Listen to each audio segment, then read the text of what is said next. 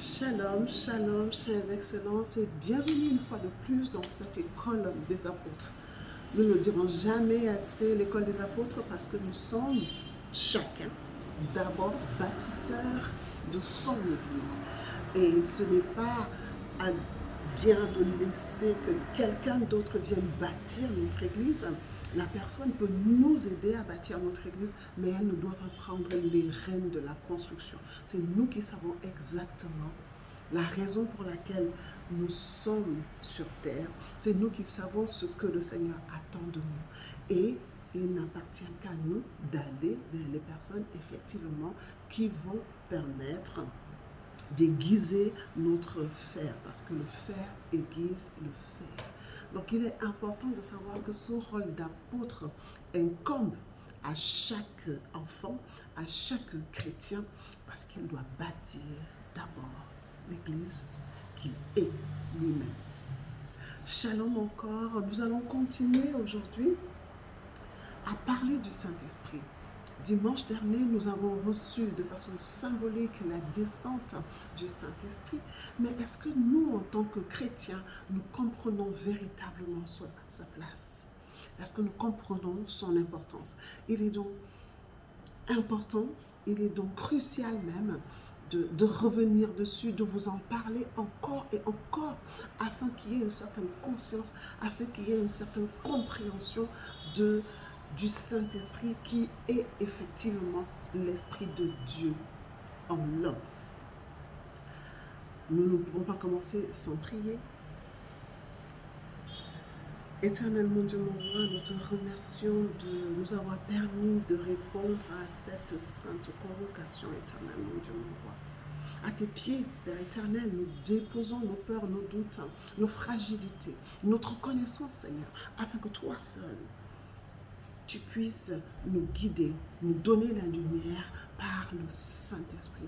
Que le Saint-Esprit seul soit le garant de notre connaissance et que qu'importe ce par quoi nous passons, nous savons éternellement, Dieu mon roi, que tout concourt à ton plan. Reste magnifié et glorifié éternellement, Dieu mon roi. Nous t'avons prié au nom puissant de Jésus-Christ. Amen.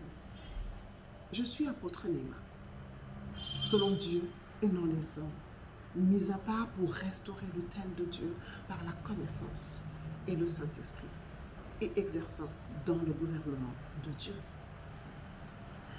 Chers excellences, nous parlons aujourd'hui du Saint-Esprit, comme je l'ai dit à l'entame, mais on va l'aborder avec Jean 10, la parabole du bon berger. Je vais lire de façon entière cette parabole afin que nous puissions comprendre la place. Je lis au nom du Seigneur. C'est Jean 10, on va lire du verset 1 au verset 6. En vérité, je vous le dis, celui qui n'entre pas par la porte dans la bergerie, mais qui y monte par ailleurs, est un voleur et un brigand. Mais celui qui entre par la porte est le berger des brebis. Le portier lui ouvre et les brebis entendent sa voix. Il appelle par leur nom les brebis qui lui appartiennent et il les conduit dehors. Lorsqu'il a fait sortir toutes ses propres brebis, il marche devant elles et les brebis le suivent parce qu'elles connaissent sa voix. Elles connaissent sa voix. Elles ne suivront point un étranger, amen. Elles ne suivront point un étranger, mais elles fuiront loin de lui, parce qu'elles ne connaissent pas la voix des étrangers. Oh, amen. Elles ne connaissent point la voix des étrangers. Jésus leur dit cette parabole, mais ils ne comprirent pas de quoi il leur parlait. Aujourd'hui, par la grâce du Seigneur, parce que le même Christ qui a parlé hier et les gens ne comprenaient pas, il a dit en ces temps-là, il ne parlera plus en parabole.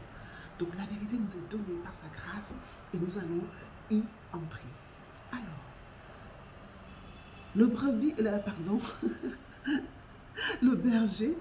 berger qui entre par la porte est le bon. Mais est-ce que nous savons comment un berger se retrouve dans la bergerie. Nous ne savons pas toujours comment le berger se retrouve dans la bergerie. Est-il entré par la porte? Nous ne savons pas. Est-il entré d'une autre façon? Nous ne savons pas. Mais la grâce nous est donnée de savoir. Oui, nous pouvons savoir comment un berger est entré dans la bergerie. Il n'y a que le Saint-Esprit qui peut nous donner cette vérité. Il n'y a que le Saint-Esprit qui peut nous donner cette connaissance. Amen. Donc, comprenons que le berger qui est dans la bergerie, nous devons être en même, tout enfant, tout bâtisseur doit être en même de savoir comment il a fait pour y être. Et comment est-ce que c'est possible? C'est possible simplement parce que le portier ouvre la porte. Le portier ouvre la porte. Et le portier, qui est-ce? Le Saint-Esprit. C'est le portier qui est le Saint-Esprit qui ouvre la porte. Et parce que le portier ouvre la porte, parce que le Saint-Esprit ouvre la porte, que nous sommes effectivement en relation avec Jésus-Christ, avec le bon berger. Et c'est le même portier, le même Saint-Esprit qui nous met à l'abri des étrangers. Parce que nous allons reconnaître si le berger est le bon. Le Saint-Esprit va nous guider, va nous amener à comprendre qui est le berger devant nous. Oui, bien aimé, je le dis toujours, chères excellences, chaque fois que vous arrivez dans une assemblée, ne vous asseyez pas parce que vous avez vu des miracles, ne vous asseyez pas parce que vous avez vu des prodiges, ne vous asseyez pas parce que vous avez reçu des prophéties. Ce berger, comment est-il entré?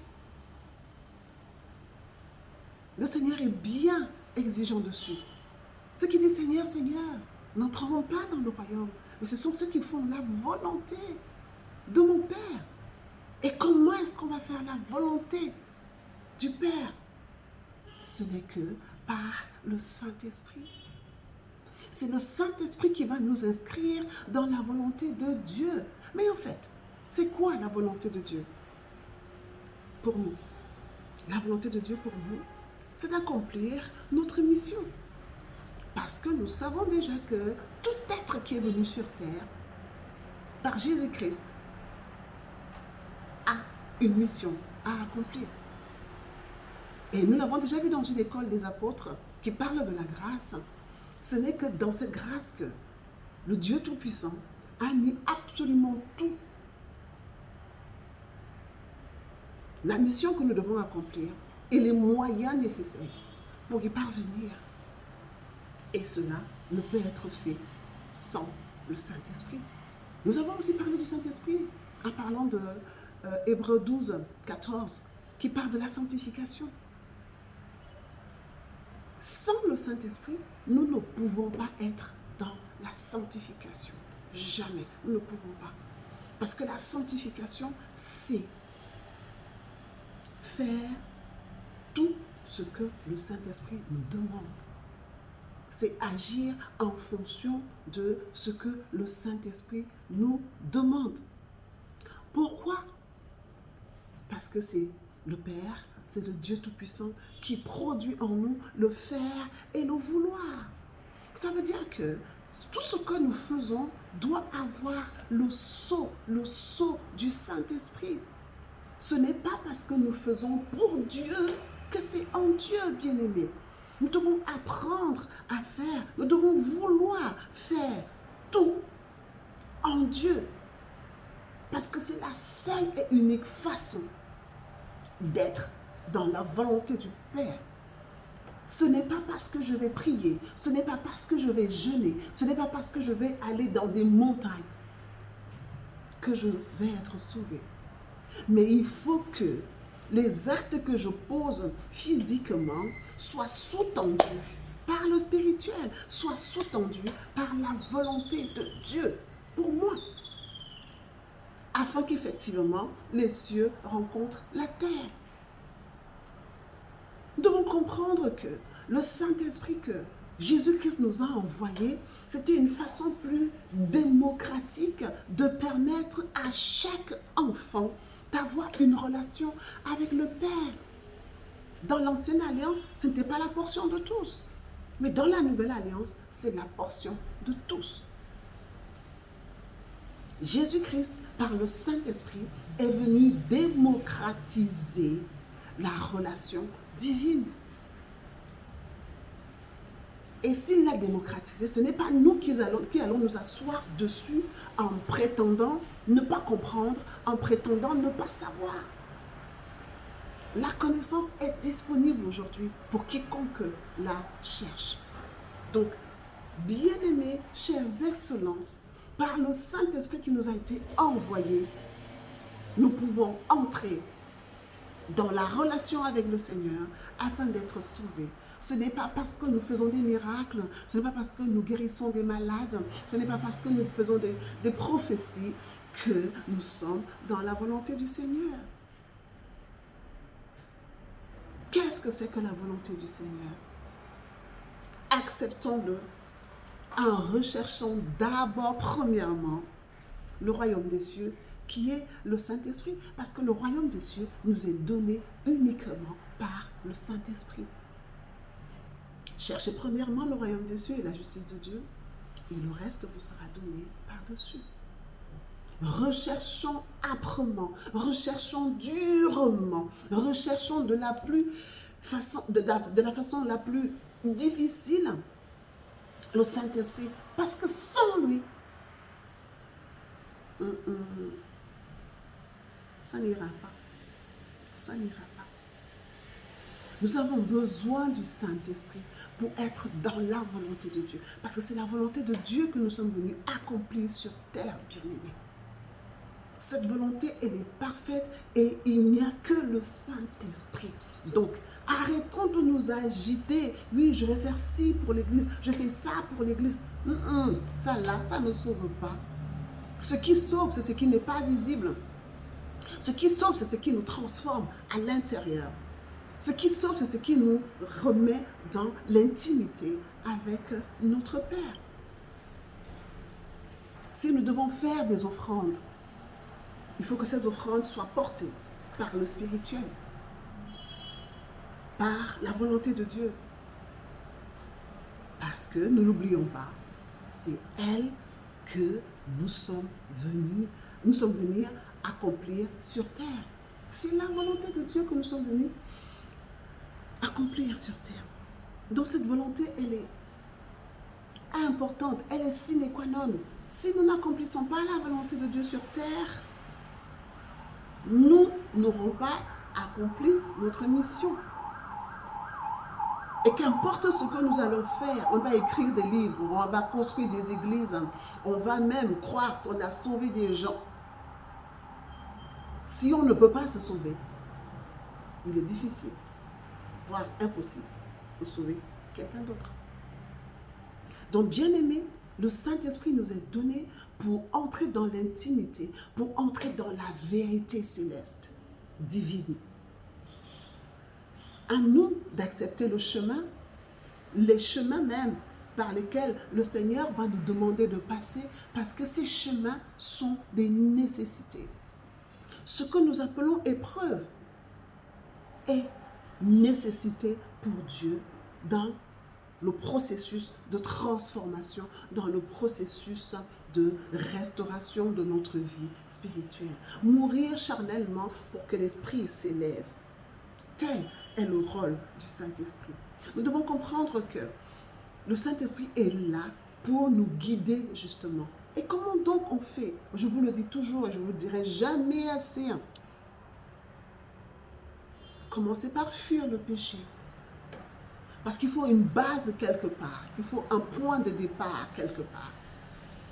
Fuyez le péché. Ayez vraiment une soif de rétablir une relation avec Dieu.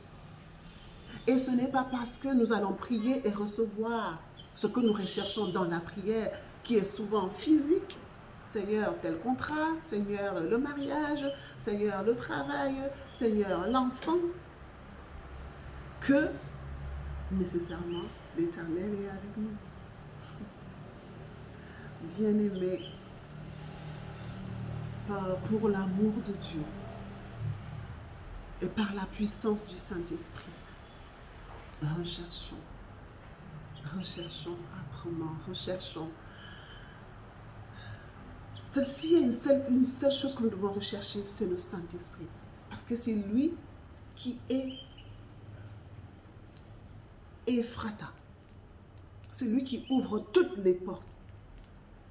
Recherchons le Saint-Esprit, sans lequel nul ne verra le Père. Bien-aimés, nous sommes arrivés au terme de cette école des apôtres.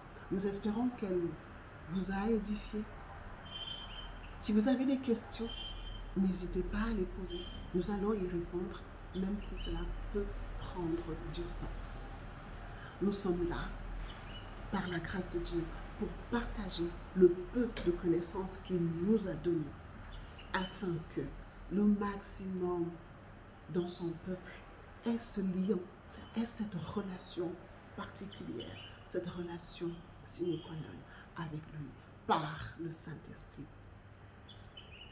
Que le Dieu Tout-Puissant, qui nous a permis d'être ici et maintenant, nous permette de grandir spirituellement afin de rentrer dans sa volonté.